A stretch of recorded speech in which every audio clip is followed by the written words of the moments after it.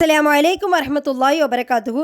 2025ஆம் ஆண்டிலிருந்து 2026ஆம் ஆண்டு ஆரம்பமாக சில நாட்களே இருக்கிறது. கிறிஸ்துவ மக்களிலிருந்து ஏனைய சமுதாயத்தின் மக்களும் இந்த உலகத்தில் இந்த நியூ இயர் செலிப்ரேஷன் வரவேற்பதற்காக தயாராக இருக்கிறார்கள். அவர்கள் அவர்களுடைய மதத்தை ஒட்டி வாழக்கூடியவர்கள். இந்த புத்தாண்டு கொண்டாட்டம் என்பது சரி. இஸ்லாம் ஒரு அறிவுபூர்வமான மார்க்கத்தில் இருந்து கொண்டு நம் சமுதாயத்தின் மக்களும் அந்த நியூ இயர் செலிப்ரேஷன் வரவேற்பதற்காக தயாராக இருக்கிறார்கள்.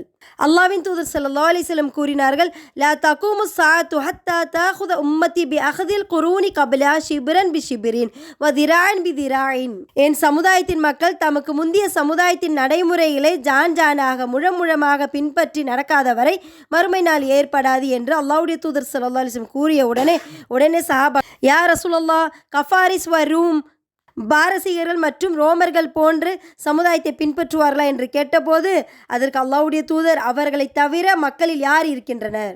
அப்போ நியூ இயர் செலிப்ரேஷன் என்பது மேல்நாட்டின் கலாச்சாரத்திலிருந்து வந்திருந்தாலும் நம் சமுதாயத்தின் மக்களும் அன்றைய இரவு என்பது பைக் ரேஸிலிருந்து மது அருந்துவதிலிருந்து ஆடல் பாடல் கொண்டாட்டம் வானவெடி என்ற பெயரில் பல்லாயிரங்கள் வீணடிக்கப்படுகின்றன. இஸ்லாத்தில் பொறுத்த வரைக்கும் வீண் விரயம் செய்வர்களே அல்லாஹ் விரும்ப மாட்டான்.